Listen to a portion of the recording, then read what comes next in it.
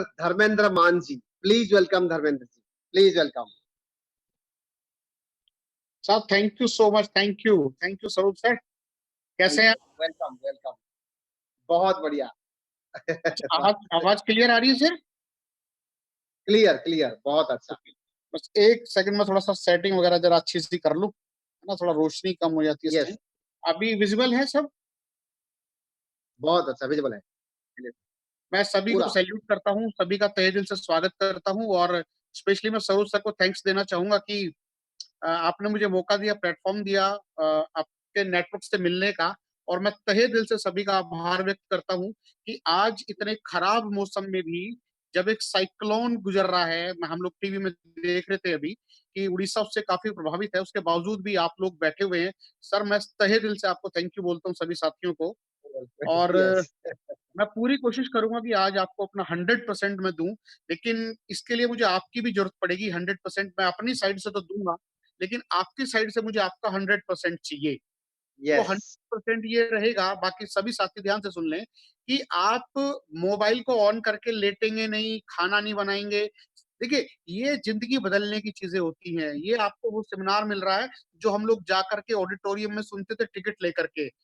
You should thankful to your upline, आपको अपने upline का थैंकफुल होना चाहिए कि वो आपके लिए घरों में अरेंज करा रहे हैं। ये बहुत बड़ी बात है, इसको किसी भी तरीके से छोटे वे में नहीं लेना, हमें इसको रिगार्ड करना है ना, बैठ करके तरीके से सुनना है।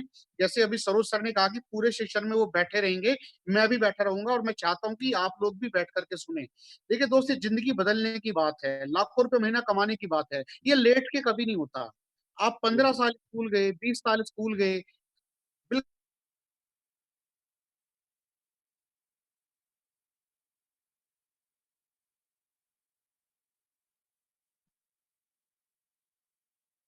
दोस्तों अपने परिचय से, मेरा नाम धर्मेंद्र मान है और मैं वेस्टेज बिजनेस के अंदर डबल क्राउन डायरेक्टर हूँ।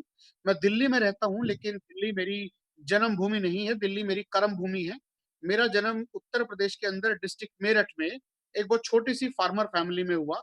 मेरे दादाजी खेती करते थे और मेरे पिताजी काम की तलाश में दिल्ली आ गए, क्योंकि दिल्ली नियर बाई हमारा जो सिटी पड़ता है वो दिल्ली है। तो वो काम की तलाश में दिल्ली आ गए और 2 साल उनको दिल्ली सेटल होने में लगी। अपना जो भी उन्होंने काम अपना सेटअप किया, और 2 साल के बाद उन्होंने अपने परिवार को दिल्ली बुलाया। तो फैमिली में कौन लोग थे? मेरी मदर और 4 बहन भाई हम लोग हैं, जिसमें मैं सबसे बड़ा हूँ अपने पूरी फैमिली में, बहन भाइयों में। तो 6 लोगों का हमारा परिवार, हम लोग दिल्ली सेटल हो गए। ये मैं बात बता रहा हूँ, काफी पुरानी बात है। 1983 में जब दिल्ली आया, तो 1983 में और जैसी दिल्ली आप आज देखते हो वैसी दिल्ली नहीं थी। दिल्ली खाली हुआ करती थी, धूल भरी सड़कें, छोटी छोटी कच्ची गलियां, तो इस तरह की दिल्ली थी। दिल्ली आने से पहले जो मेरी बेसिक एजुकेशन हुई है, क ख ग घ हिंदी मीडियम से मैंने पढ़ाई की, और गांव के स्कूल में पढ़ाई की। छोटे कच्चे कमरे होते थे स्कूल में। आप में से बहुत सारे लोग अगर उस समय से हों तो आप समझ पाओगे कि आज से 30-35 साल पहले किस तरह के स्कूल गांव देहात में होते थे। मुझे आज भी अच्छे से याद है कि नीम के नीचे बैठ करके मैंने क ख ग सीखा। नीम का पेड़ जो होता है उसके नीचे बैठ के क ख ग सीखा, और तख्ती पे हम लोग लिखा करते थे, है ना। वो जमाना, गांव में किसी को नोटबुक नहीं मिलती थी, तो हम लोग तख्ती पे लिखते थे ना। तो यस, तख्ती पे की, और उसके बाद दिल्ली आए। मैं दिल्ली की कुछ घटना अपने बचपन की आपको बताना चाहूंगा कि हम लोग ना इंडोर एक्टिविटी, आजकल के जो बच्चे हैं, जो आजकल का यूथ है, वो इंडोर एक्टिविटी में बड़ा लगा रहता है ना। एक्टिविटी उनकी इंडोर रहती है, वो मोबाइल पे, लैपटॉप पे, पबजी गेम, सोशल मीडिया, इन सब पे लगे रहते हैं। हमारा जमाना ऐसा नहीं था, हम लोग आउटडोर आउटडोर गेम ज्यादा खेलते थे। और वो समय वो था, आप बिलीव नहीं करोगे, मेरा बचपन बड़ी गरीबी में बीता है। बहुत बहुत गरीबी मैंने देखी है, मैं थोड़ा सा जिक्र करूंगा अभी। कुछ गेम ऐसे थे जो मुझे बड़े फेवरेट थे, उनमें ज्यादा पैसा नहीं लगता था, वो कम पैसे वाले खेल थे, है ना। पैसे वाले खेल कैसे होते हैं? क्रिकेट, उसमें बैट खरीदना होता है। हमें नहीं था, हम तो फ्री के गेम ढूंढते थे। कैसे?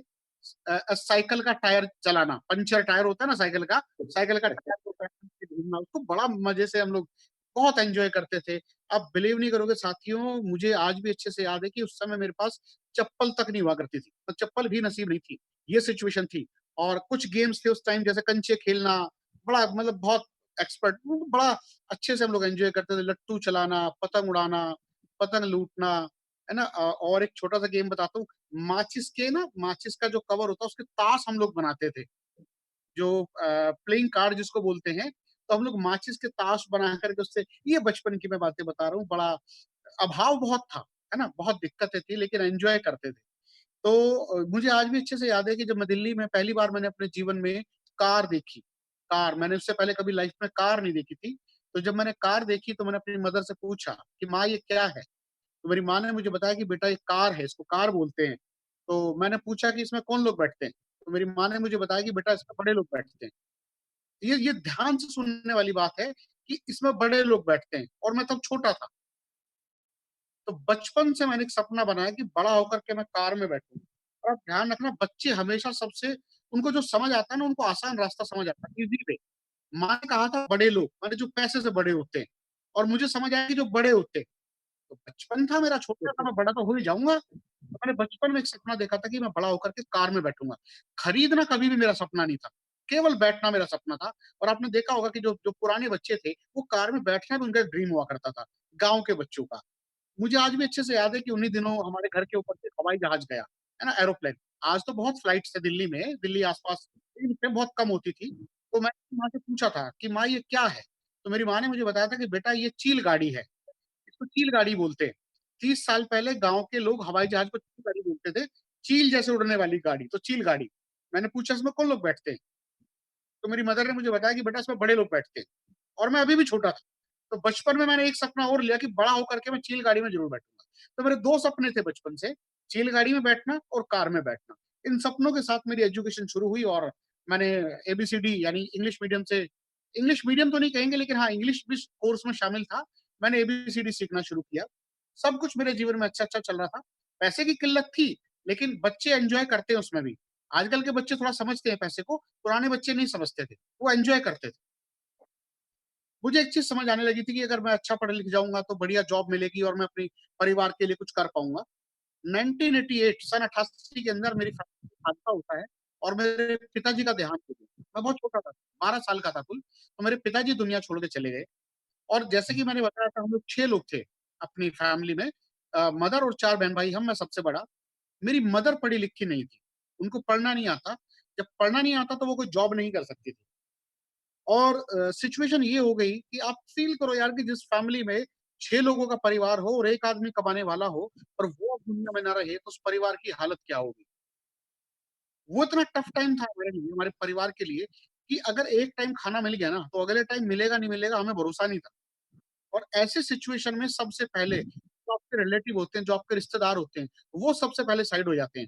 क्योंकि उनको ये लगता है कि यार ये ना हमसे कुछ माँग ना ले, है ना? मतलब हमें कुछ देना ना पड़ जाए, तो इस तरह की चीज़ें होती हैं। बहुत टफ टाइम था वो मेरी लाइफ़ का। और मुझे आज भी वो सारी चीज़ें बिल्कुल ऐसा लगता है जैसे मेरी आँखों के सामने आज भी हैं। मेरी माताजी पढ़ी-लिखी तो नहीं थी लेकिन उनको एक काम बहुत अच्छे से आता था, वो था पशुपालन, क्योंकि वो गाँव से जुड़ी हुई थी। तो जितने भी साथी गाँव से जुड़े हुए हैं, उनको पशुपालन आता है। तो हमने भैंसें रखी और दूध बेच कर के गुज़र-बसर चालू की। मुझे अच्छे से याद है मैं बहुत छोटा था, मैं 12 साल का था उस टाइम 1988 में। और मैं सुबह 4 बजे उठ कर के जानवरों का चारा-पानी करता था, है ना? चारा-पानी जो जो जानवरों के खाने के लिए, और उसके बाद मैं सुबह स्कूल जाया करता था। ये मैं क्यों आपको बता रहा हूँ? ये मैं इसलिए बता रहा हूँ कि आप में से जितने भी युवा, जितने भी यूथ मुझे सुन रहे हैं, जिनके ऊपर देश का भविष्य टिका हुआ है, ये मैसेज उनके लिए है कि आप अपने पेरेंट्स का कहा माना करो किसी भी हालत में। आप पेरेंट्स को इग्नोर मत करो, उनका कहना मत टालो, क्योंकि उन्होंने आपके लिए इतना सैक्रिफाइस किया है। अगर अपनी खाल के जूते भी आप उनको पहनाओगे, ज़िंदगी में कभी अपनी फैमिली का कर्ज आप नहीं उतार सकते। ये मैं जानता था अच्छे से और इसीलिए मैं छोटा बहुत था लेकिन मैं शरीर से ही मदद कर सकता था। मैं फाइनेंशियली तो कुछ कर नहीं सकता था, तो मैं शरीर से ये काम करता था अपनी माँ के लिए, अपने परिवार के लिए। 10वीं मैंने इसी तरीके से अपनी 10th की, इसी तरीके से मैंने 12th की, सुबह 4 बजे उठ कर के सारा काम करता था और इसी तरीके से मैंने ग्रेजुएशन किया। मैंने बीकॉम किया दिल्ली यूनिवर्सिटी से और बीकॉम करने के बाद अब बारी आई प्रैक्टिकल लाइफ़ की। जॉब, अब जॉब कैसे करेंगे? तो देखिए ये सब ना फ़िल्मों में हम लोग देखते हैं कि आदमी गरीब घर में पैदा होता है, फिर उसकी जॉब लगती है, वो मेहनत करता है, मालिक बड़े खुश होते हैं, उसकी सैलरी बढ़ा देते हैं और एक दिन वो बहुत बड़ा आदमी बन जाता है। देखा होगा आपने फ़िल्मों में। लेकिन वो फ़िल्मों में होता है, ये रियल लाइफ़ में ऐसा कुछ नहीं होता। एक छोटी-सी जॉब के साथ मेरी शुरुआत हुई और ये मैं बात बता रहा हूँ आपको 1998 की, 1998 में हमारे उस ऑफ़िस में एक फ़ॉरेनर आए, एक ऑस्ट्रेलिया से एक बोले तो एक अंग्रेज आए और उसने हमारे ऑफिस में एक मीटिंग की। वो मीटिंग थी डायरेक्ट सेलिंग को लेकर के। मेरा पहली बार जो वास्ता डायरेक्ट सेलिंग से पड़ा वो 1998 में, है ना? उस टाइम वो विदेशी कंपनी इंडिया में एक प्री लॉन्चिंग फेज़ बना रही थी और उसको कुछ डिस्ट्रीब्यूटर चाहिए थे जो पहले से ही यहाँ पर मौजूद हों। तो उन्होंने बताया कि एक एक दुकान होती है, ये दुकान से आप सामान खरीदते हो, ये आपके पड़ोस की दुकान है, इससे कुछ नहीं मिलता। आप अगर इस कंपनी से सामान खरीदोगे तो आपको इसमें हिस्सेदारी मिलेगी और कुछ लोग अगर आपके कहने से खरीदेंगे तो आप बहुत अमीर बन सकते हो। यही तो बताते हो आप भी आज।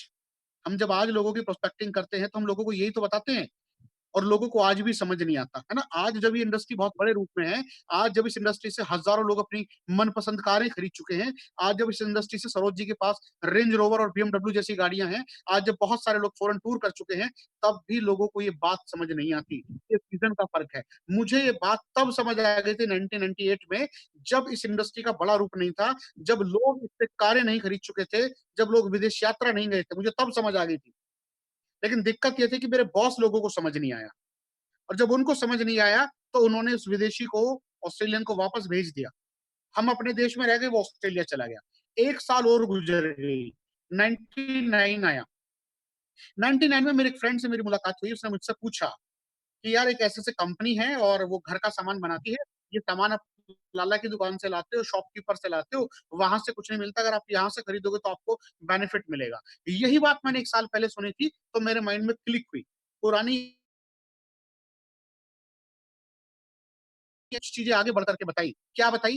कि आप अपनी मर्ज़ी के लोगों के साथ काम कर सकते हो। देखो ये बहुत बड़ी बात है। सुनने में छोटी नहीं लगेगी, लेकिन ये बहुत बड़ी बात होती है कि आप अपनी मर्ज़ी के लोगों के साथ काम, जब आप जॉब करते हो ना, तो आप जॉब के साथियों को ना जो हमारे काम करते हैं, उनको चूज़ नहीं करते हो आप।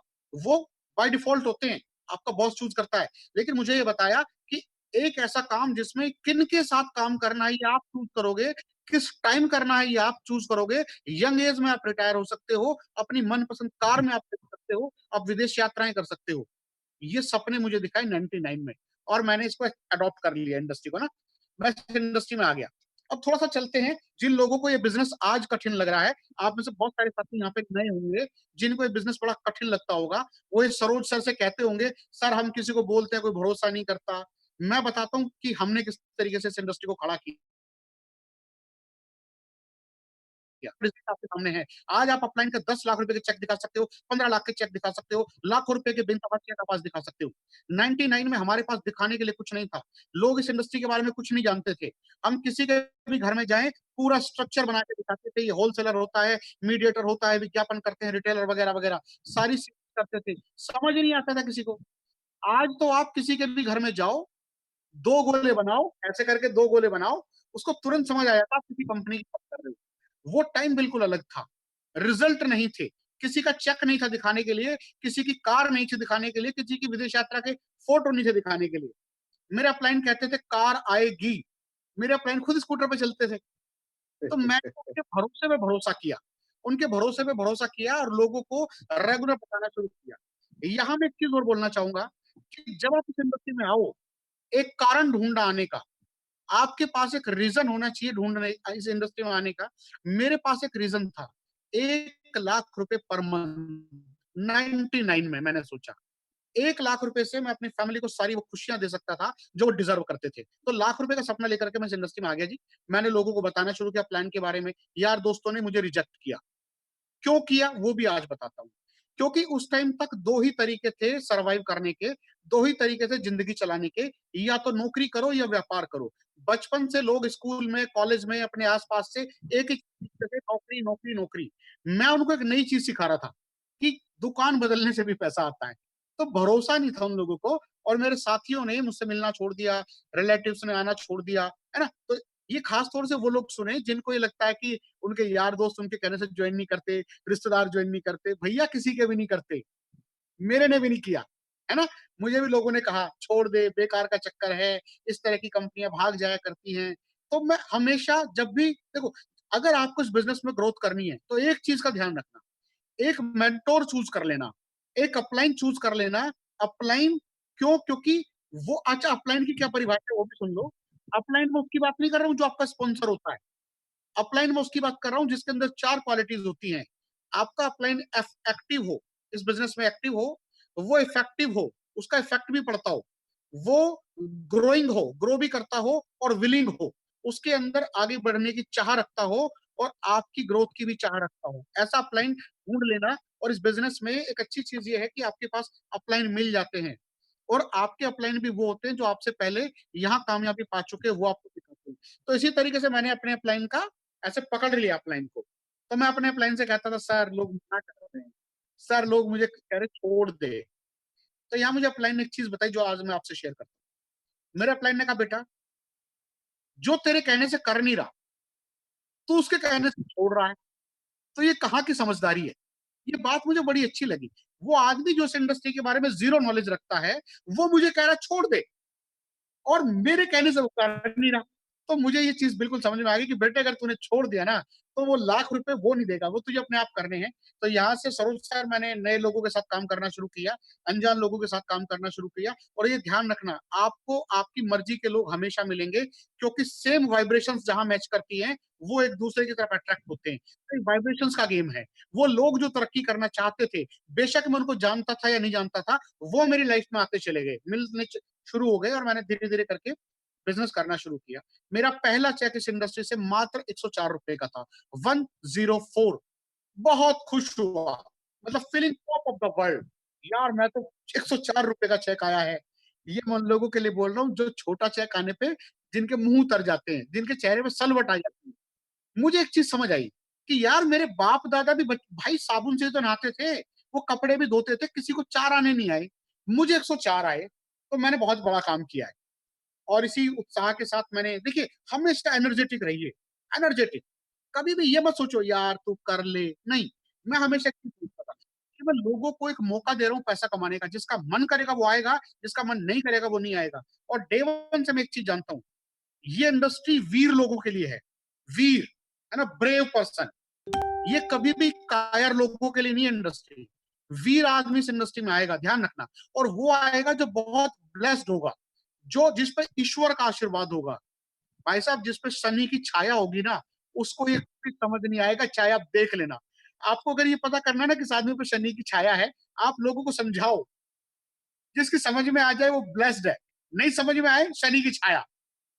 तो यस, मैंने इस तरीके से करना शुरू किया, धीरे-धीरे मेरी इनकम ₹5000 हुई, फिर मैं ₹10,000 महीना कमाने लगा, फिर मैं ₹20,000 महीना कमाने लगा। ये 20,000 मैं तब कमाता था जब दूध था ₹5 लीटर था, है ना? फिर धीरे-धीरे 40,000, 60,000, तो 60,000 पर पहुँच के मैं रुक गया, है ना? उसके बाद ग्रोथ नहीं हो रही थी। वो प्रॉब्लम थी प्लान की।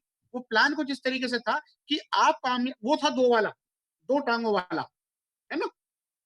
जैसे जैसे साइकिल चलती है ना 2 चक्के पे, यस। कहीं रोको तो स्टैंड लगाना पड़ेगा। तो वो 2 चक्के वाला प्लान था।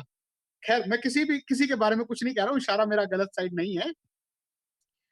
60,000 पे जाके मैं रुक गया और मुझे आज भी अच्छे से याद है कि मेरे साथ के जो लोग थे, वो उतने कामयाब नहीं हो पा रहे थे। तो मुझे ये दुःख था कहीं न कहीं, लेकिन फिर भी मैंने फाइट किया, मैंने स्ट्रगल किया और 2008 से लेकर के 2011 तक, है ना? मैं 60,000 पे टिका रहा। 2011 में कुछ दिन के लिए मेरी वो कंपनी बंद हो गई। नवंबर 2011 की बात है, मेरी वो कंपनी बंद हो गई और हम बेरोज़गार हो गए। अब यहाँ समझना भाई साहब ज़िंदगी में कितना बड़ा चैलेंज आता है। 99 में मैंने इस इंडस्ट्री को ज़ीरो से शुरू किया था और 2011 में भी मैं ज़ीरो पे खड़ा था। 12 साल का सफ़र, 12 साल में शादी हो गई थी, बच्चे हो गए थे, स्कूल जाने लगे थे, घर के खर्चे बढ़ गए थे और इनकम ज़ीरो हो गई। जिस एज में लोगों ने करियर बनाया, उस एज में मैंने नेटवर्क बनाया और वो ज़ीरो हो गया। बहुत लोगों ने मेरी आलोचना की और ये होता ही है कि जब आप किसी कारण से आपको झटका लग जाता है ना, तो आलोचक बहुत आ जाते हैं। आलोचना क्रिटिसाइज़ जो लोग करते हैं। इवन फैमिली ने भी बड़ा आलोचना की, मेरी मदर ने। अच्छा वो सही थे, क्योंकि पैसे से काम चलता है भाई और पैसे थे नहीं। लेकिन मुझे इन 12 सालों में एक चीज़ मैंने सीख ली थी कि ये हिंदुस्तान के अंदर बेशक बिज़नेस नया है, ये विदेशों में बहुत पुराना है और जो लोग पहले से इसको करते हैं, वो ऑडी, मर्सिडीज़, बीएमडब्ल्यू, जगुआर जैसी गाड़ियाँ चलाते हैं, रेंज रोवर चलाते हैं। उनके पास पर्सनल प्लेन है, चॉपर हैं, अपने पर्सनल आइलैंड लोगों ने खरीद रखे हैं। क्योंकि मैं बहुत सारे लोगों की वीडियो कैसेट सुन चुका था, बहुत सारे विदेशी लेखकों की मैं किताबें पढ़ चुका था। मुझे पता था हिंदुस्तान में भी नया है, लोग कम भरोसा करते हैं। जो शुरू करेगा वो ज़्यादा पैसे कमाएगा। हाँ, उसको स्ट्रगल फेस करना पड़ेगा। मुझे ये समझ आ गया था खेल बहुत अच्छा है, मुझे खिलाड़ी गलत मिल गया। खिलाड़ी बोले तो कंपनी गलत मिल गई। अगर मैं कोई सही खिलाड़ी ढूंढ लूं, बहुत बड़ा काम कर जाऊंगा। भरोसा था अपने ऊपर। इस श्रेणी में बहुत सारी बड़ी बड़ी कंपनियां मैंने ढूंढी। मैं किसी चिंटू चुरन कंपनी की बात नहीं कर रहा हूँ जो गली मोहल्ले में खुल जाती है। मैं बात कर रहा हूँ उन कंपनियों की जो विदेशी कंपनियां हैं, बहुत बड़ी बड़ी कंपनियां। उनको देखा और लास्ट में वेस्टीज समझ आई। आज मुझे अच्छे से याद है, 5 मार्च 2012 का दिन, 5 मार्च 2012, गौतम बाली साहब से मिलने का मौका मिला। बाली सर का बर्थडे, बाली सर ने प्लान दिखाया। अब देखो यहाँ से समझने की बात, नवंबर 2011 में अपनी कंपनी बंद हुई थी, मार्च 2012, 4 स्ट्रगल किया, कंपनियां सर्च की, ढूंढी, क्योंकि हम ये जानते थे कि अगर कोई गलत कंपनी मिल गई ना, 12 साल के तजुर्बे के बाद भी अगर कंपनी गलत हो गई, लोग थूकेंगे हमारे ऊपर कि तुमने 12 साल किया क्या था फिर, अगर तुम्हें कंपनी चूज करना भी। तो बाली साहब ने 5 मार्च को प्लान दिखाया। देखो हम तो उसी दिन फिदा हो गए थे जब कंपनी के डायरेक्टर ने प्लान दिखाया, एमडी साहब ने प्लान दिखाया, तो उनकी सादगी, फ्लैट, तुरंत। अरे बर्थडे के दिन जो आदमी, कंपनी का मालिक आपको प्लान दिखा रहा है, उनका विजन कितना स्ट्रांग होगा। 8 दिन लिए समझ सोचने में। 5 मार्च को प्लान देखा, 8 दिन सोचने में लगाए, कैलकुलेशन सारा, ये करें करें क्या। और 13 मार्च 2012 को बिजनेस ज्वाइन किया था, ग्रो रिच एसोसिएट के नाम से। 8 दिन सोचने में लगाए और जब शुरू किया, एक दिन भी नहीं सोचा, दिन रात एक कर दी, पूरी ताकत लगा दी, है ना। भूखे प्यासे कोई फर्क नहीं पड़ता। और मजे की बात यह है कि जितना बिजनेस आज आप दिल्ली में देख रहे हो, दिल्ली या दिल्ली की तरफ देखता है कि दिल्ली में लोगों ने कर क्या दिया। तो मैं आपको बताऊं कि दिल्ली उस टाइम ऐसी नहीं थी। दिल्ली खाली पड़ी थी। दिल्ली में बिजनेस नहीं था, इंटरेस्ट नहीं थे। अचीवर थे लेकिन उनका बिजनेस बाहर था। सिद्धार्थ सर दिल्ली रहते थे, बिजनेस बाहर था। और भी एक दो एम्बेसडर दिल्ली रहते थे, सबका बिजनेस बाहर था। दिल्ली में कुछ था ही नहीं। तो हमने पूरी ताकत लगा दी दिल्ली में। मुझे आज भी अच्छे से याद है। आज तो मेरे पास ऑडी है, सारी चीजें हैं। उस समय मेरे पास पैशन मोटरसाइकिल थी और उसके इंडिकेटर भी टूटे हुए थे। 30 किलोमीटर दूर मेरे घर से पिकअप सेंटर था। ये बात वो लोग ध्यान से सुने जिनको ये लगता है कि पिकअप सेंटर पास में होना चाहिए, अपलाइन से शिकायत करते हैं। सर जी, पिकअप सेंटर पास या दूर होने से कुछ नहीं होता। विजन आपका कितना स्ट्रांग है। मैं वेस्टीज में भी 1 लाख रुपए का विजन लेकर के आया था, कि लाख रुपए का विजन। धूप नहीं देखी, मार्च में शुरू किया था, अप्रैल मई जून जुलाई 4 महीने मोटरसाइकिल पर सफर किया। 30 किलोमीटर दूर ओखला हेड ऑफिस, तभी हेड ऑफिस का रेंट वाला था, बिलिंग वहीं होती थी, वहां से की। पूरे महीने मेहनत करने के बाद चेक है 282, मात्र 282। 12 साल के तजुर्बे के बाद कुल 282 रुपए। लोग भाई साहब नाराज होकर छोड़ जाते हैं, लेकिन मुझे इस इंडस्ट्री की ताकत का पता था। हमने दूसरे प्रोडक्टों में डील किया था, यहाँ प्रोडक्ट दूसरे थे। सीखना पड़ेगा। यहाँ लोग अपलाइन के पीछे पड़ जाते हैं, सर जी हमारे लिए सीएनटी कर दो, सर जी हमारे लिए मीटिंग कर दो। सर खुद सीखो, सपने आपके हैं। अपलाइन का काम आपको गाइड करना है। अपलाइन देखिए, ये बिजनेस अगर एक कार है, ये बिजनेस अगर एक गाड़ी है, अपलाइन उसकी हेडलाइट है। वो आपको रास्ता दिखाएगा, ड्राइवर नहीं है आपका। ये ध्यान रहे, ये आपका सफर है, आपको तय करना है ना। आप गाड़ी की हेडलाइट है, ड्राइवर वो आपका, वो ड्राइवर नहीं है, वो आपको गाइड करेगा। अब हमारे साथ दो अपलाइन है इस बिजनेस में। मेरे और कंपनी के बीच में दो ही लोग हैं, सिद्धार्थ सर और विवेक सक्सेना सर। सिद्धार्थ सर का चेक उस टाइम था 20 लाख रुपए जब मैंने ज्वाइन किया। तो भैया 20 लाख वाले से हम थोड़ी ना प्लान दिखवा लेंगे। हम कैसे कहें सर जी हमारे लिए प्लान दिखा दो। अरे जो काम आप सुई से कर सकते हो उसके लिए तलवार जयंती खुद करना शुरू किया। नोनी क्या काम करती है उसके बारे में खुद पढ़ा, स्पर्णा क्या काम करती है, नोट्स बनाए। जैसे अभी सरोज सर ने शुरू में बोला था कि डायरी पेन लेकर के बैठना, और ये खुद भी लेकर के बैठे हुए हैं। सर जी हर सीएनटी में जो भी छोटी मोटी सीएनटी उस टाइम होती थी, डायरी पेन लेकर के जाते थे। यूट्यूब पर नोनी क्या काम करते, स्पर्णा क्या काम करते, सब लिखते थे। क्यों? क्योंकि लाख रुपए का सवाल था, और वो लाख रुपए मेरे लिए महत्वपूर्ण थे। उस लाख रुपए से मैं अपने परिवार को सारी खुशियां दे सकता था जो मैंने उनके लिए सोची थी।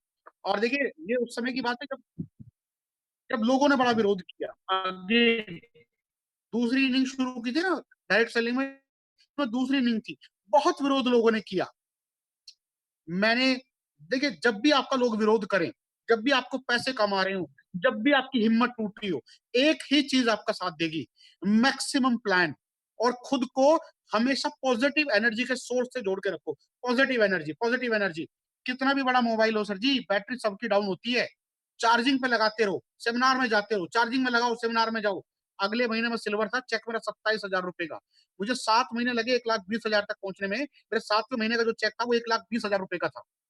अब देखिए आप यहाँ से समझने की चीज है कि 7 महीने में चेक हो गया 1,20,000, तो मैं तो सपना ही 1 लाख रुपए का लेके आया था। वो मेरा 7 महीने में कंप्लीट हो गया। तो अब क्या करना है? अब यहाँ से कंफर्ट मोड में नहीं बैठना है, नया सपना बनाना है। नया सपना क्या? लोगों के लिए काम करना है। वो लोग जो भरोसा करके मेरे साथ आए, उन लोगों के लिए काम करना है, उनके लाख रुपए के लिए काम करना है। और आज मुझे ये बताते हुए बहुत गर्व महसूस होता है। I am feeling very pride कि आज ग्रो रिच के ग्रुप में 500 से ज्यादा ऐसे लोग हैं, जिनकी महीने की आमदनी 1 लाख से लेकर के 16 लाख 45 हज़ार तक है। आज मुझसे भी ज़्यादा लोग पैसा कमाते हैं, है ना? जिसमें ऐसे-ऐसे लोगों के मैं नाम बताऊँगा भाई साहब जो पढ़ना तक नहीं जानते। आपने एमडी मोइन साहब को शायद कल देखा होगा यहाँ। यस। कल मोइन साहब आए, मुझे सरोज सर ने बताया था, मोइन साहब मेरे ही ग्रुप में हैं। उनको पढ़ना नहीं आता, है ना? अंगूठा, बीएमडब्ल्यू चलाता है बंदा। बीएमडब्ल्यू सर जी, मेरे ग्रुप में डालचंद राजपूत हैं। डालचंद राजपूत 67 इयर्स ओल्ड, 67 साल की उम्र, जिस उम्र में लोग माला जपते हैं, है ना? हरिद्वार की प्लानिंग करते हैं, उस उम्र में वो बंदा 5 लाख रुपए महीना कमाता है। बहुत बड़ी चीज़ है सर। शिवम गोस्वामी 21 साल की एज में मुझसे मिला था। आज Shivam Goswami the youth icon तब मिला था जब शिवम गोस्वामी केवल शिवम गोस्वामी था, है ना? उसके साथ काम करना शुरू किया, यूथ के साथ काम किया। आज शिवम गोस्वामी 26 साल की एज में अपनी ऑडी चलाता है, 7 लाख रुपए पर मंथ। डी के धीमान 72 लाख रुपए की बीएमडब्ल्यू चलाता है। तरुण कनौजिया 5 लाख रुपए पर मंथ। एक अखबार बेचने वाला, तरुण कनौजिया जी 10 साल घरों में अखबार डाला है, 10 साल की उम्र से, उसके बाद स्कूल जाते थे। वो लड़का आज 5 लाख रुपए पर मंथ कमाता है। बहुत सुकून महसूस होता है, इतना अच्छा फ़ील होता है। सर, मैं इस बिज़नेस में आया तो पैसे के लिए था और आप सब लोग भी पैसे के लिए आए हैं। लेकिन बिज़नेस आपको कुछ ऐसी चीज़ें पैसा तो साइड हो जाता है सर। आज जब हम लोग स्टेज पे जाते हैं, सरोज सर उस लाइफ को बहुत नज़दीक से जी चुके हैं। मुझसे भी ज़्यादा आज लग्ज़री लाइफ उनके पास है। मेरे पास तो एक ऑडी, उनके पास 2-2 बड़ी-बड़ी गाड़ियाँ हैं। और सच बताऊँ तो जब हमने शुरू किया था, तो सरोज सर ने तब अपनी बीएमडब्ल्यू ली थी। पहले फोर्ड आइकॉन हुआ करती थी, फिर बीएमडब्ल्यू। सर, शुरू से फॉलो करते हैं हम आप लोगों को, आपको पता नहीं है। आपकी बीएमडब्ल्यू दिखा-दिखा के मैंने कितना बड़ा काम किया है। तो हमेशा आप लोग जितने भी साथी सुन रहे हैं ना, सच बता रहा हूँ, आप बहुत ब्लेस्ड हो कि आपके पास सरोज सर जैसे अपलाइन है। अरे, इनकी बीएमडब्ल्यू दिखा के हमने दिल्ली में इतना बड़ा कर लिया। तो मैं कुछ और बताना चाह रहा था कि शुरू में जो लोग भरोसा करके आए थे, मैंने कहा था ना कि लोगों के लिए काम करेंगे, लोगों के लाखों रुपए के लिए काम करेंगे।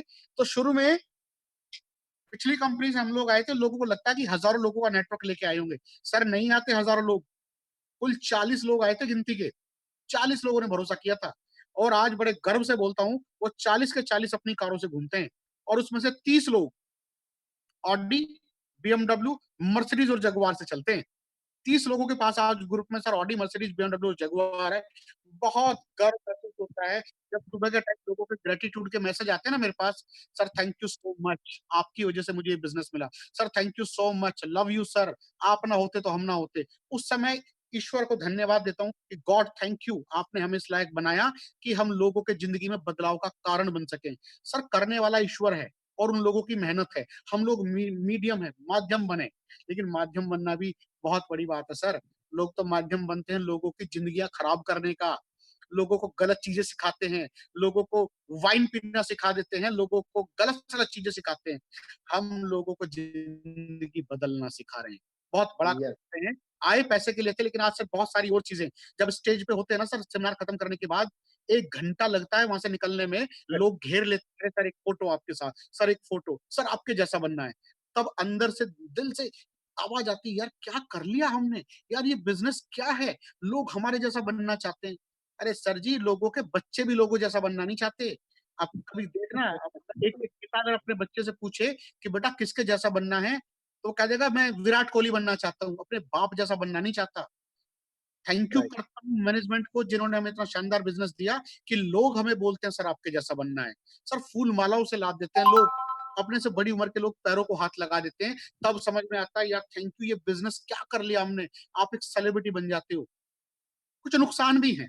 मैं थोड़े से नुकसान भी गिनवाता हूँ सेलिब्रिटी बनने के। आप रोड पे खड़े होके पानी पूरी नहीं खा सकते, गोलगप्पे, है ना? लोग आपको पहचान लेते हैं, है ना? आप एयरपोर्ट पे जाओगे, आपको आपकी पहचान के लोग मिलेंगे। आप स्टेशन पे जाओगे, पहचान के लोग मिलेंगे। आप मार्केट में जाओगे, लोग आपके पैर छू लेंगे। लोग आपके कई सारे ऑटोग्राफ देंगे। बाकी भीड़ देखती है, यार ये कौन है जिसके साथ हम खड़े थे? ऐसी-ऐसी घटनाएँ सर घटित हो जाती हैं।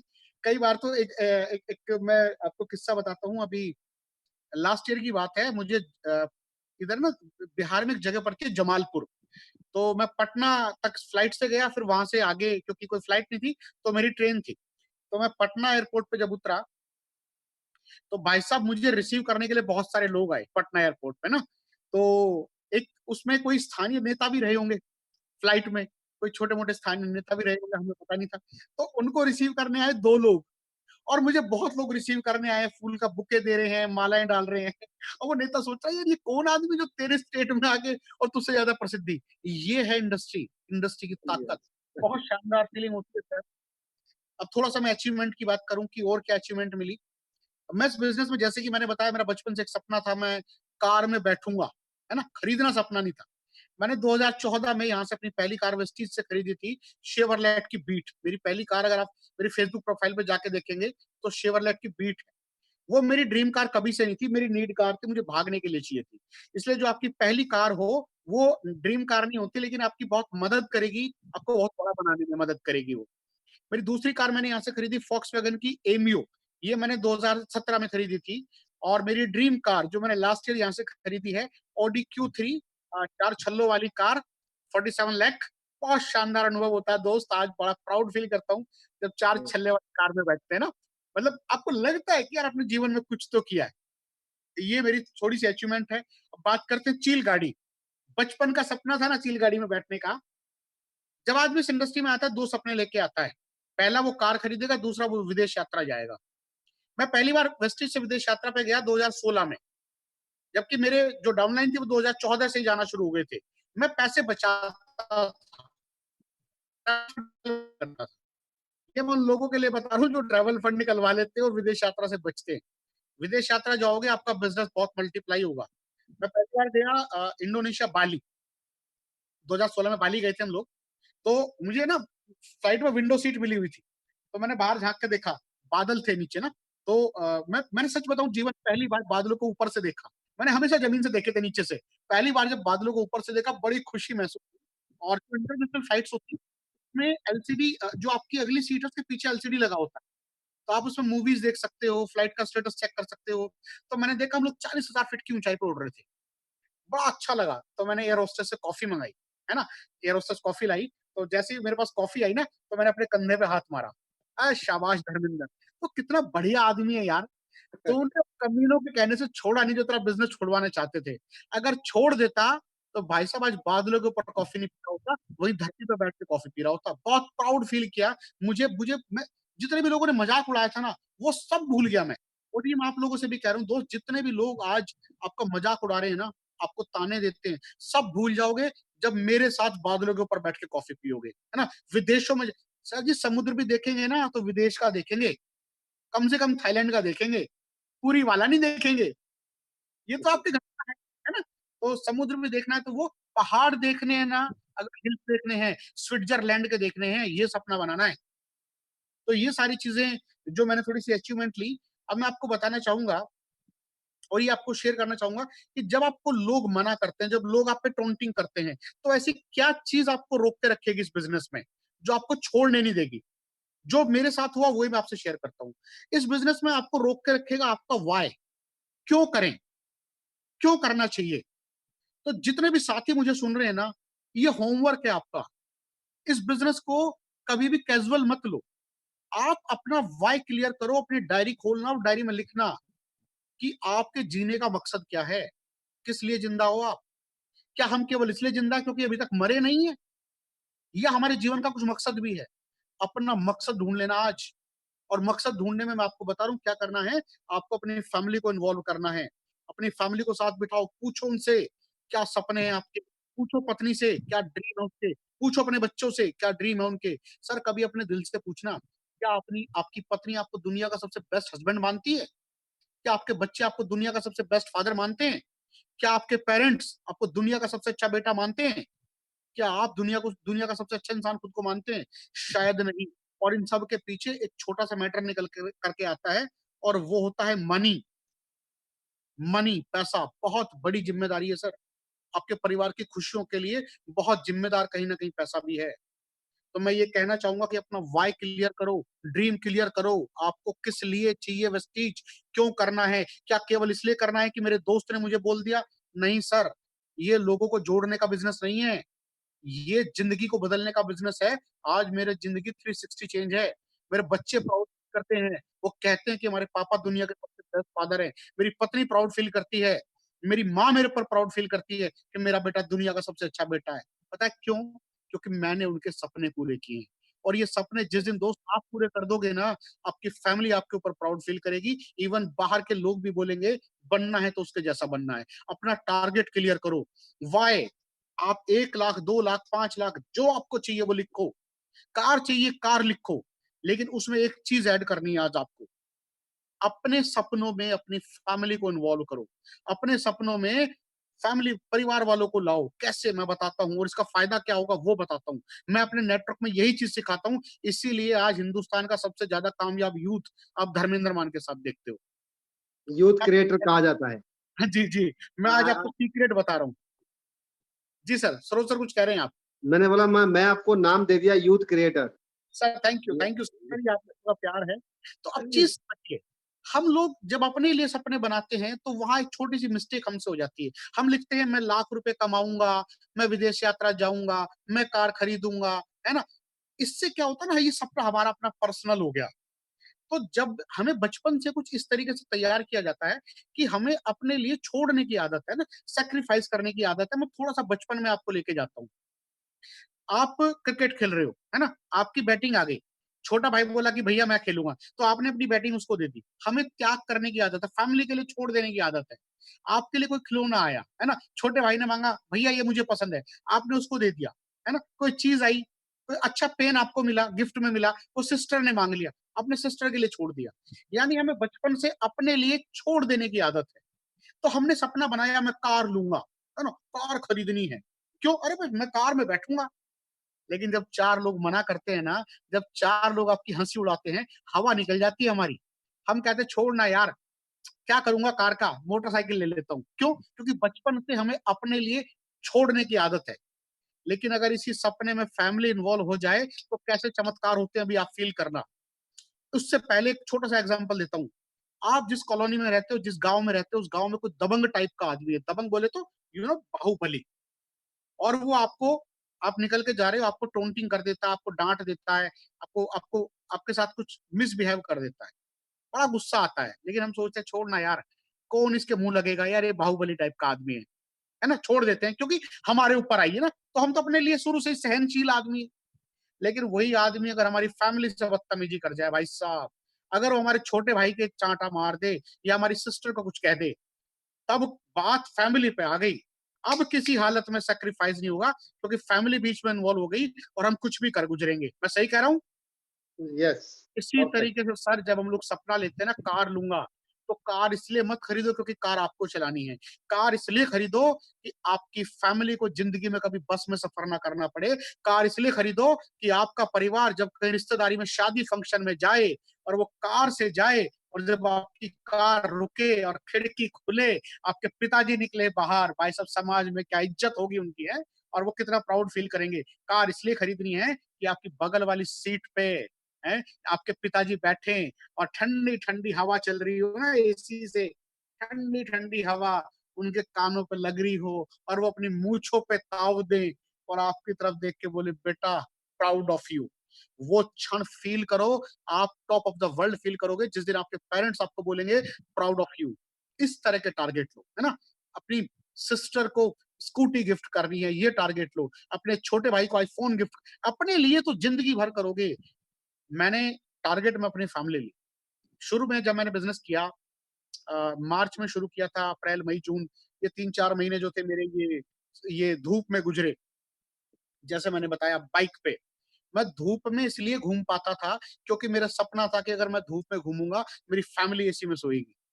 फैमिली हमेशा आपको फ्यूल देती है, एनर्जी देती है। तो हमेशा ये ध्यान रखना दोस्त, व्हाय क्लियर करो। जब भी लोग आपसे बोलेंगे ये बिज़नेस छोड़ दे, तो सोचना कि पिताजी फ्रंट सीट पे कैसे बैठेंगे कार की। अगर आपने इनके कहने से छोड़ दिया, जो आपके कहने से कर नहीं रहे, तो पिताजी फ्रंट सीट पे कैसे बैठेंगे? अरे फैमिली जाएगी शादी फंक्शन में, रिश्तेदारी में, कार से उतरेगी, है ना? वो चीज़ फ़ील करो ना। तो ये सारी चीज़ें हैं। और मैं 2 चीज़ें आपसे और शेयर करूँगा, जो जिसको मैंने दिल्ली में खास तौर से ध्यान दिया है, जिसकी वजह से मेरा बिज़नेस बहुत ग्रो किया है। पहली चीज़ मैं यहाँ बोलना चाहूँगा role of upline. Upline is like a mentor. Upline इस बिज़नेस में बहुत बड़ी भूमिका अदा करता है। देखिए, जब हम लोग 20,000 रुपए कमाना चाहते हैं, 20,000, तो हम 17 साल पढ़ते हैं और हम भरोसा करते हैं टीचर्स पे। देखिए, कभी आपने देखा हो टीचर ने हमें ये सिखाया कै ऐसे बनता है, ऐसे, है ना? ये ऐसे सिखाती है, कै कबूतर। भाई साहब आज तक याद है, इतना बिलीव करते थे हम टीचर्स पे। पूरी ज़िंदगी बिलीव किया 17 साल और उसके बाद भी 20,000 रुपए के लिए संघर्ष किया, क्योंकि जॉब नहीं मिलती। आपका अपलाइन आपको लाख रुपए महीना कमाना सिखाता है, 2 लाख कमाना सिखाता है, 10 लाख कमीना कमाना सिखाता है और हम डाउट करते हैं अपलाइन पे।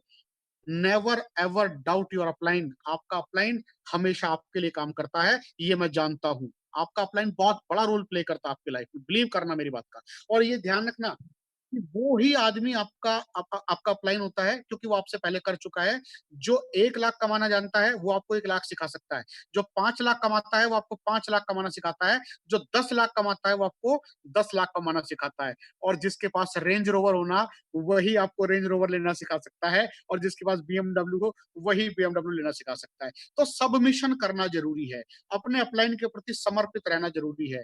हम गॉड के प्रति समर्पित होते हैं ना, जिसको हमने कभी देखा भी नहीं, बस फ़ील किया है। हमें लगता है कि वो हमेशा हमारा भला करेंगे, हम जल चढ़ाते हैं, पूजा करते हैं, अगरबत्ती करते हैं और अपलाइन साक्षात हमारे सामने रहता है, हमेशा हमारे भले के लिए सोचता है और हमें लगता है कि यार ये अपनी कई बार तो मैंने सरोज भाई ये देखा है जब मैं इस वेस्टीज में जब नया था, तो लोग अपलाइन को एलओबी ना चली जाए, इसलिए 88,000 पे रोक लेते थे। तब ना 20,000 पे आती थी, अभी 56-25 पे भी तब बिज़नेस वॉल्यूम हम लोग करते थे। 88,000 पे रोक लेते थे कि कहीं हमारी लेग से अपलाइन को एलओबी ना चली जाए। सर जी ये business monkey C monkey do, बंदर जो देखता है बंदर वही करता है। आप 88 पे रोकोगे, आपके डाउनलाइन भी तैयार खड़े हैं। तो इसलिए always feel gratitude to your upline. Upline बहुत बड़ा रोल प्ले करता है आपके लिए। आपने स्कूल में एक कहानी एक चीज़ पढ़ी होगी, कर भला हो भला। रियल लाइफ में खत्म हो गई। रियल लाइफ में ये है, नेकी कर, जूते खा। लेकिन इस बिज़नेस में कर भला हो भला वापस से आता है। आपका अपलाइन तब पैसे कमाता है जब आप पैसे कमाते हैं। तो हमेशा एक थॉट प्रोसेस रखो, always submission to your upline. मैं डेली सुबह अपने अपलाइन मेरे 2 अपलाइन हैं, सिद्धार्थ सर और विवेक सक्सेना सर, डेली सुबह ग्रैटिट्यूड का मैसेज भेजता हूँ। Sir thank you so much sir, आपने मुझे बिज़नेस दिया। अगर आप नहीं होते, मैं आज इस बिज़नेस में नहीं होता। मेरे परिवार में आज जो भी है, सर उसके लिए मैं आपको तहे दिल से आभार व्यक्त करता हूँ। क्योंकि सच में वो कारण बने हैं। और दूसरी चीज़ जो दिल्ली में मैंने जिसको अप्लाई किया अपने एंटायर बिज़नेस में, वो है यूनिटी। यूनाइट किया लोगों को, अलग-अलग नहीं होने का, अलग-अलग टीमें नहीं बनानी, ऑलवेज़ यूनाइट रहने का, है ना? क्योंकि देखो जो चीज़ ऊपर से नीचे तक अलाइन होती है, वही सबसे बेस्ट रोल प्ले। मैंने जो बोला, वही शिवम गोस्वामी जी बोलते हैं, वही डी के धीमान, तरुण कनौजिया, दिनेश कर्दम, ऊपर से नीचे तक एक आवाज़, लाइन फॉलो, बिल्कुल। अगर मैंने बोला 2 दूनी 4 तो 2 दूनी 4 ही होंगे। तो इतना तक यूनाइट हमें होना है क्योंकि देखिए यूनाइट आप नहीं रहोगे, तो चीज़ें खराब हो जाएँगी। ऑलवेज़ एक मैसेज ऊपर से नीचे तक फ्लो होना चाहिए, है ना? 7 बेसिक स्टेप ये क्यों है? क्योंकि हम एक सिस्टम को फॉलो करते हैं। अगर हर कोई आदमी अपने 7 बेसिक बनाएगा, तो काम चलेगा नहीं। एक आदमी कहेगा कि पर्ण के अंदर काके कछुआ 400 साल जिंदा रहता है, दूसरा बोलेगा जी कछुआ 200 साल जिंदा रहता है। नहीं, मुझे आज भी अच्छे से याद है, मैं अपलाइन को इतना फॉलो करता हूँ कि मुझे प्लान दिखाते टाइम वाली साहब ने पेपर पे जिस साइड लिखा था, जिस कॉर्नर पे लेफ्ट साइड लिखा था, मैं आज तक प्लान दिखाते टाइम लेफ्ट साइड लिखता हूँ, मैं राइट साइड भी नहीं लिखता हूँ। इतना तक हम लोग अपलाइन को फॉलो करते हैं और यूनाइट रहते हैं। आप कभी भी देखना कि अगर आप मेरे ग्रुप में फ़ोन करोगे कि किसी का भी टाइम चाहिए, तो वो पहले मुझसे कन्फर्म करता है। इतना तक हम लोग यूनाइट हैं। आप मुझसे बात करो, शिवम से बात करो, आप हमेशा आपको एक ही चीज़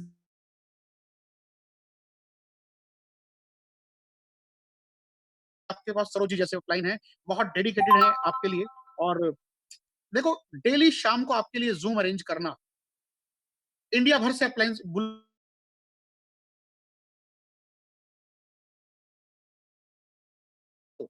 सर ये बहुत बड़ा काम होता है, एज़ ए अपलाइन मैं जानता हूँ कि लोगों को अरेंज करना कितना टफ टास्क होता है। और आपके अपलाइन के साथ मैंने बड़ा समय गुज़ारा है विदेशों में। हम लोग जर्मनी में साथ थे और अभी साउथ अफ्रीका में हम लोग साथ थे। हम लोग हमेशा साथ रहते हैं। तो मैं आपको हमेशा ये चीज़ बोलूँगा कि always submission to your upline, unite रहें, कलेक्टिविटी रहे, बिल्कुल।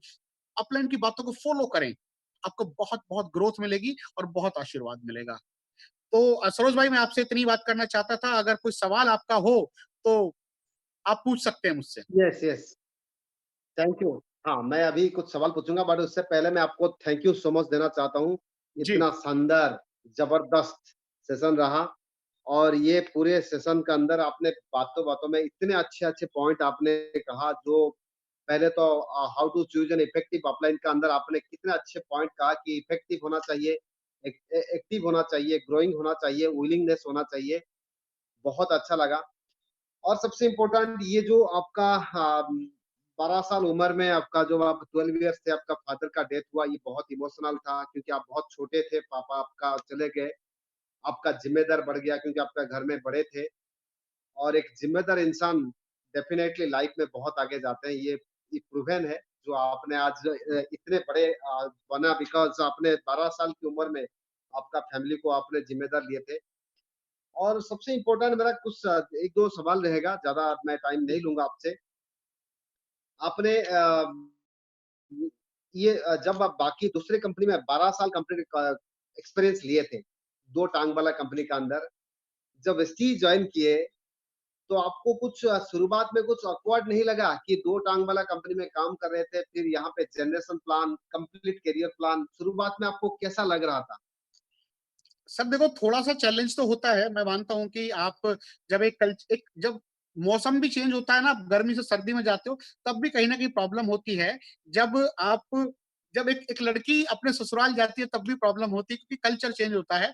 तो हम भी 12 साल देने के बाद जब आए तो कल्चर चेंज था, लेकिन हमें बाली सर ने एक चीज़ समझाई थी, जो मैं लोगों को समझाने की कोशिश करता हूँ। लोगों को क्या लगता है, अगर आप ये मेरी मेरी कॉपी अगर आप देख पा रहे हो, लोगों को लगता है कि ये 2 लेग चलानी होती है ना, यस। दिख रहा है ये?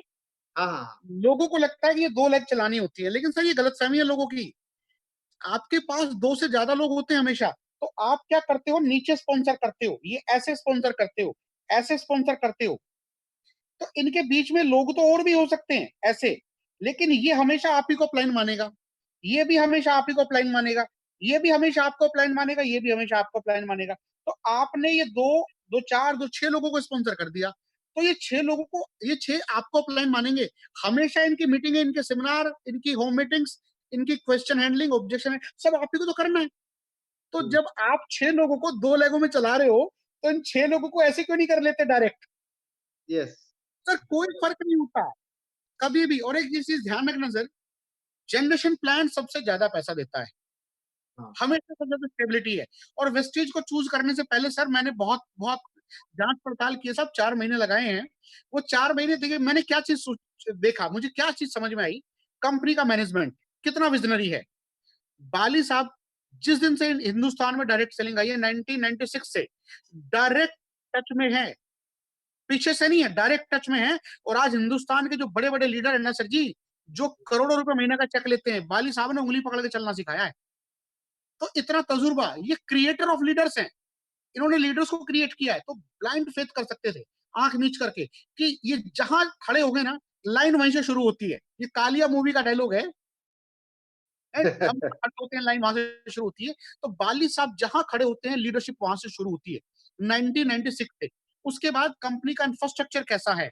मतलब अगर आप भुवनेश्वर में रहते हैं, आपको किसी आदमी को कोयंबटूर में जॉइन कराना है, तो कोयंबटूर में उसके पास प्रोडक्ट कैसे पहुँचेंगे? कोयंबटूर में उसके पास कंपनी की मीटिंग कैसे पहुँचेगी? ये बहुत ज़रूरी होता है सर। कंपनियाँ तो गली-मोहल्ले में रोज़ खुलती हैं, लेकिन हमें ये देखना था कि कंपनी का इंफ्रास्ट्रक्चर कैसा है? मैं किसी आदमी को अगर इंटीरियर में जॉइन कराऊँ तो प्रोडक्ट कहाँ से लेगा? उसको सीएमपी कैसे मिलेगी? ये सारी चीज़ें, कंपनी की नीयत, बहुत बड़ी चीज़ें हैं sir. Yes, yes. Best plan तो है। और इस बहुत प्लान अच्छा को एंड सर मैं इसको थोड़ा-सा और आगे बढ़ाता हूँ। इस हाँ, प्लान को जिसको आज लोग चैलेंज कर रहे हैं, हुँ, इस प्लान से कंपनी वर्ल्ड में टॉप 30 में आई है। $302 मिलियन के साथ सर, हिम्मत नहीं हुई किसी कंपनी की, कोई लाइन में भी आके खड़ी हो जाए। टॉप 100 में नहीं है, हम टॉप 30 में आते हैं और मैं गारंटी करता हूँ कि 2025 में हम टॉप 10 में जाएँगे। हो सकता है टॉप 10 में भी हम 9 या 8 पोज़ीशन पे जाएँ, क्योंकि हमें पीछे रहना बर्दाश्त नहीं है। ये वो प्लान है सर, और ये वो मैनेजमेंट है जो आज एसोचैम के प्रेज़िडेंट बने डायरेक्ट सेलिंग के। प्राउड यस, करते हैं सर, हम यस, ऐसी कंपनी का हिस्सा हैं। यस। जी सर। बहुत अच्छा, एक्सीलेंट।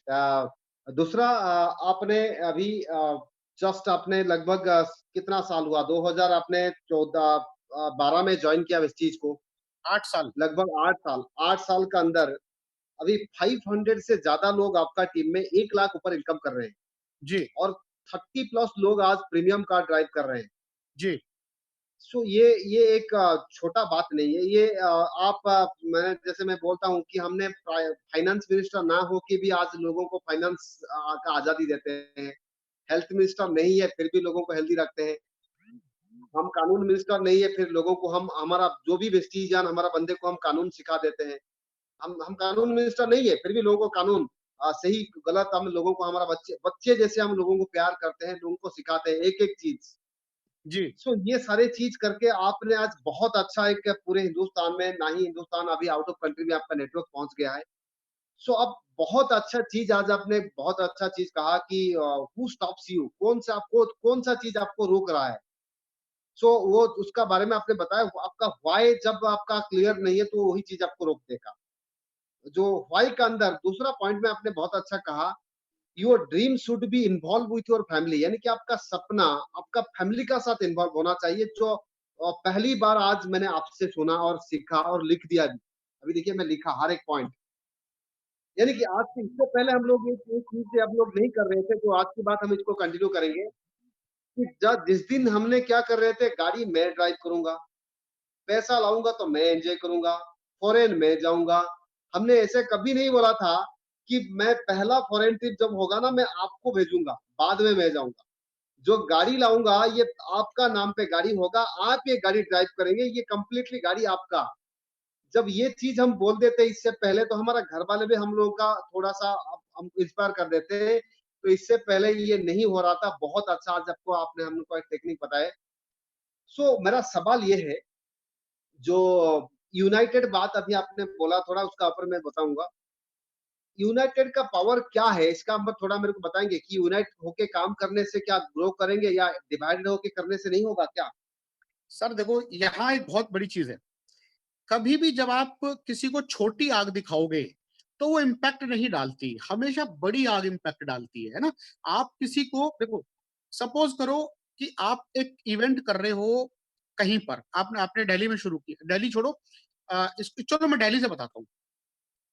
दिल्ली में हम लोग 1 महीने में 15,000 लोगों को इवेंट में बिठाते हैं, 15,000 लोगों को सर। तो अगर ये इवेंट हम अलग-अलग बाँट देंगे, तो ये 500-500 लोगों का इवेंट होगा। 500, 500, 300, 400, तो ये जितने भी ज़्यादा बँट गए ना सभी लोग, तो बड़ी आग तो दिखाई देगी नहीं।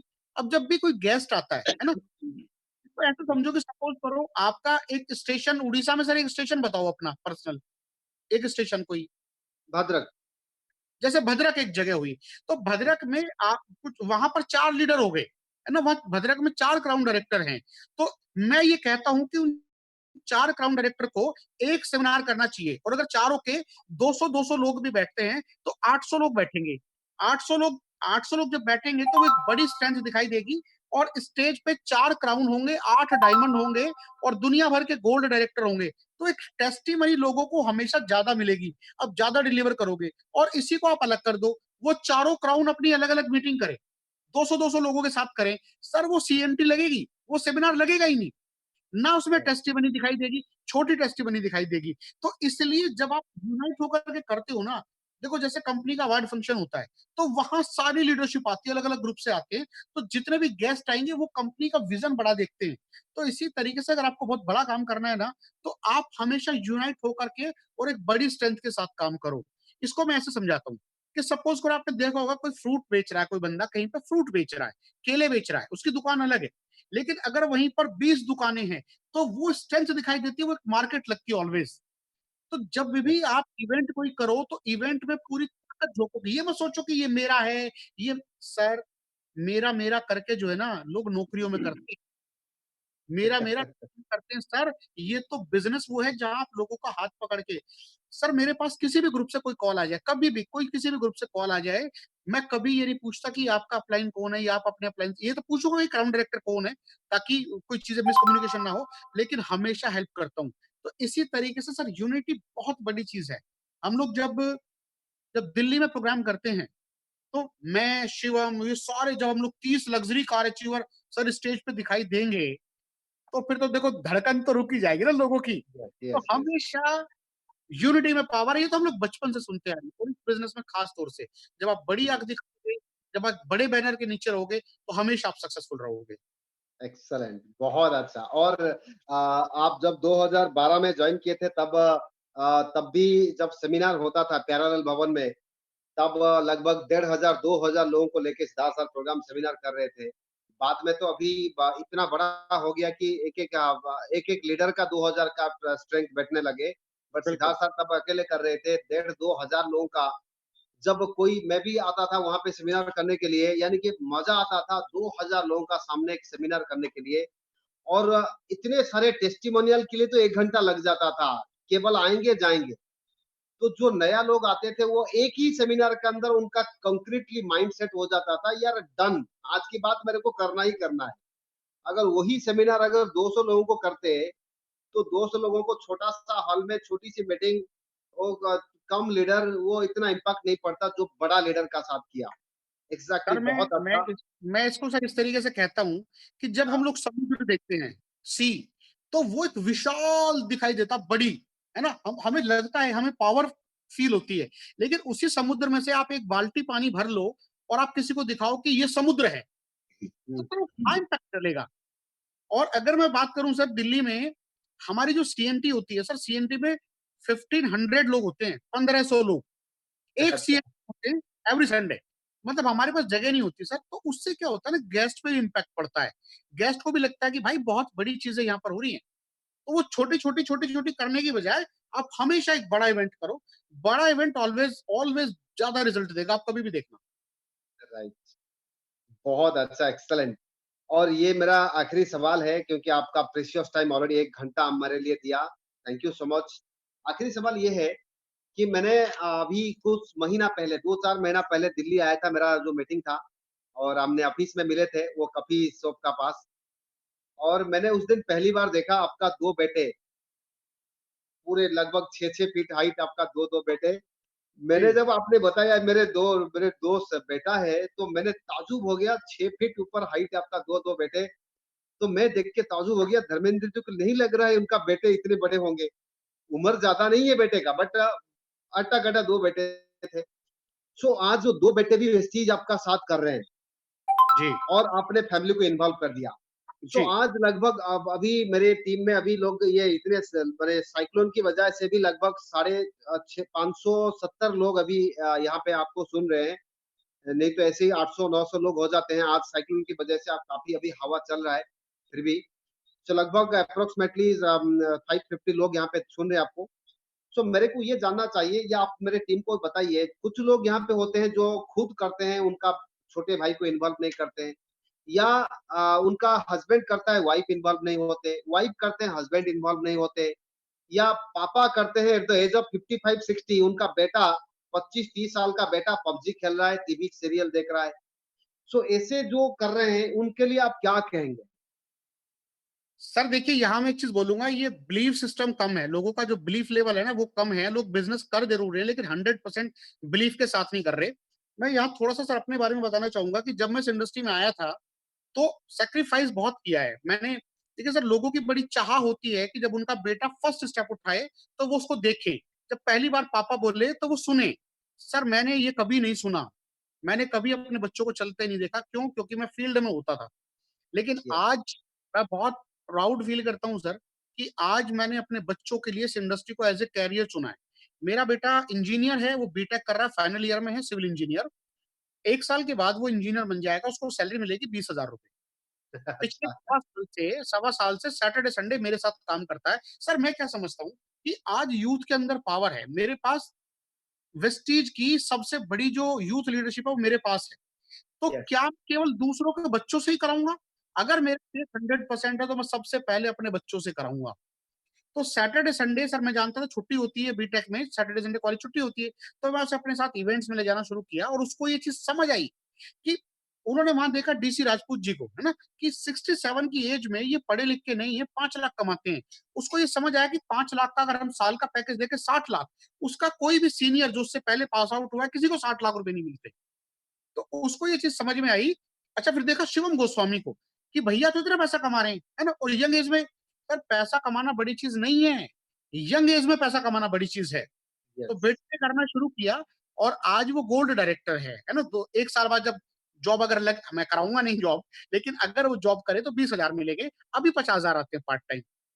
तो यहाँ सर सबसे समझने की बात ये है कि फैमिली को इन्वॉल्व होना चाहिए। अगर एक आदमी परिवार में काम करता है, एक आदमी वेस्टेज करता है और वो 1 लाख कमाता है, तो बाकी के लोग क्यों नहीं करते? सर ये ध्यान रहे हिंदुस्तान का यूथ बहुत बड़ा काम कर सकता है, बहुत बड़ी ताकत उसके पास है, पर दिक्कत ये है कि वो नौकर बनने में लगा हुआ है। आज भी उसके माइंड में एक ही फितूर है कि मुझे 20,000 की जॉब लग जाए, 30,000 की जॉब लग जाए, मैं गवर्नमेंट जॉब में हो जाऊँ। सर जी, छोटी-सी कोई पॉलिसी आएगी गवर्नमेंट की, सब चीज़ें नेस्तनाबूद हो जाएँगी। अभी ये आया ना लॉकडाउन जो हुआ है, ये कोरोना वायरस, 25% कटौती गवर्नमेंट सैलरी में हुई है। 25% आपसे पूछेंगे भी नहीं, काट ले, नहीं काट ले, वो कट के ही आएगा आपके पास, है ना? बड़े-बड़ी जो जो सेगमेंट था जॉब का, 15% से लेके 35% तक का कट दिया है। लेकिन ऐसे लॉकडाउन में जब दुनिया के व्यापार बंद हैं, जब दुकानें बंद हैं, करोड़ों रुपए के शोरूम बंद हैं, हमारे पास दोनों महीने पैसे आए हैं सर। ये होती है पैसिव इनकम और ये लोगों को समझ आ जाना चाहिए। और हिंदुस्तान का सबसे बड़ा एग्ज़ाम्पल सुदर्शन मोहंती जी तो सर आपके भुवनेश्वर से ही हैं। 8 यस, साल काम किया, आज दुनिया में नहीं है, उसके बावजूद भी फैमिली को जा रहा है ना पैसा। सर लोग यस। इसको इसको लोग बंदे जोड़ने का बिज़नेस समझते हैं। अरे ये ज़िंदगी बदल देता है, पूछो शिवानी मोहंती जी से जाकर के कि आज वेस्टेज उनके लिए कितना बड़ा रोल प्ले करता है। जो लोग आज भी घरों में अभी भी देख रहे होंगे टीवी, फादर कर रहे हैं, बच्चे टीवी देख रहे हैं। सर टीवी देखोगे तो टीवी में कभी नहीं आओगे। टीवी से राइट, बाहर रहोगे तो टीवी में आने के चांस बढ़ जाते हैं। आज आप राइट। कहीं भी डाल के देखो ना, आप गूगल करो धर्मेंद्र मान वेस्टीज, मेरा चेहरा निकल के सामने आता है। मेरे बच्चे अपने कॉलेज में दिखाते हैं कि देखो हमारे बाप को कौन-कौन जानता है। धर्मेंद्र मान गूगल करो तुरंत खुल के आता है। सर ये लाइफ नहीं चाहिए क्या? सर बहुत बड़ी चीज़ें होती हैं। मैं सभी से अपील करना चाहूँगा ये फैमिली बिज़नेस है। मेरी तो मदर चाय की पत्ती रिटेल कर देती है। सर ये फैमिली बिज़नेस है, सबको करना चाहिए। Right, right. बहुत अच्छा आपने जो जितने लोग सुन रहे हैं वो सब कर रहे हैं। मैं मेरे को पता है मेरे टीम बहुत अच्छे हैं, बहुत ओबीडिएंट है और बहुत मेहनत कर रहे हैं। काफ़ी यंग अभी मेरे सेकंड यूथ क्रिएटर अभी मेरा टीम होने जा रहा है। पूरे हिंदुस्तान में तहलका मचाने जा रहा है team MBA world wide. But मैं कुछ लोग जो अभी जिनका कुछ लोग हैं जिनका दिमाग में ऐसा चल रहा होगा, उनके लिए मैं आपसे थोड़ा उनको बोलवाया कि आप अगर बोलेंगे क्योंकि इतने बड़े आप लीडर हैं, सो अभी जाते-जाते लॉकडाउन पीरियड के अंदर अभी पूरा अभी भी लॉकडाउन चल रहा है। थोड़ा उड़ीसा में थोड़ा रिलैक्स हो गया बट काफ़ी जगह लॉकडाउन चल रहा है। इस सिचुएशन के अंदर इस सिस्टम को ये हमारा जो एमएलएम इंडस्ट्री के अंदर हमारा वेस्टीज सिस्टम के अंदर अ, जाते-जाते एक ऐसा चीज़ बोलिएगा जो कि यादगार रह जाएगा आज का शाम। सर देखिए मैं सबसे पहले तो एक प्रार्थना करना चाहूँगा, एक रिक्वेस्ट करूँगा सभी से कि इस प्रॉब्लम को हल्के में नहीं लेना है। देखिए, ये प्रॉब्लम बहुत बड़ी प्रॉब्लम है, हल्के में हम इसलिए लेते हैं क्योंकि वायरस हमें दिखाई नहीं देता, है ना?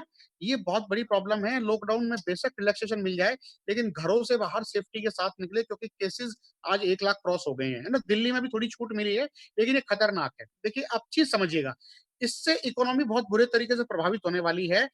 गूगल ने ये बोल दिया है गूगल ने कि 2021 तक ऑफिस आने की जरूरत नहीं, आप वर्क फ्रॉम होम करो। तो अभी सारे ऑफिस कटौती करेंगे, अब छटनी करेंगे और लोगों को घर से काम करने की सजेशन देंगे और हम तो करते ही घर से हैं पहले से ही। तो यस, डायरेक्ट सेलिंग सबसे ज्यादा तेजी के साथ ऐसे में निकल करके आएगी। सब ध्यान रखना, जब भी कोई प्रॉब्लम आती है ना, तो हमेशा एक अपॉर्चुनिटी साथ में लेकर के आती है। कोई भी प्रॉब्लम आएगी, अपॉर्चुनिटी होती है, देखने वाले की नजरें चाहिए।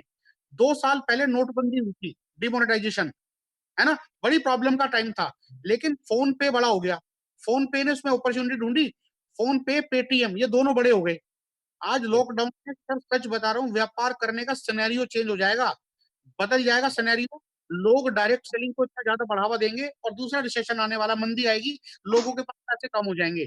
लेकिन कुछ भी हो जाए सर, कभी भी लोग सुबह उठने के बाद पेस्ट करना नहीं छोड़ सकते, लोग नहाना नहीं छोड़ सकते, कपड़े भी धोएँगे, खाना भी बनाएँगे, ये प्रोडक्ट भी यूज़ करेंगे और हमें और इम्यूनिटी बूस्टर, लोगों के बजट में एक चीज़ बढ़ जाएगी, इम्यूनिटी वाले प्रोडक्ट। आज से कुछ समय पहले तक लोग हमसे बोलते थे, हम तो पहले ही हेल्दी हैं, हमें इन प्रोडक्टों की ज़रूरत नहीं है। अब तो डॉक्टर बोल रहे हैं और हिंदुस्तान नहीं, दुनिया का बड़े से बड़ा डॉक्टर बोल रहा है कि जिनकी इम्यूनिटी स्ट्रॉन्ग होगी, वो सर्वाइव कर जाएँगे। हमारे पास इम्यूनिटी बूस्टर है। सर, आने वाले टाइम में मैं इस इंडस्ट्री को और भी ज़्यादा तेज़ी के साथ फलते-फूलते देख रहा हूँ।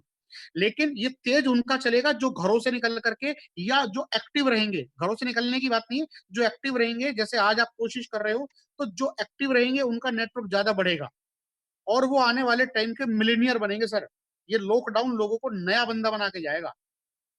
Right, excellent.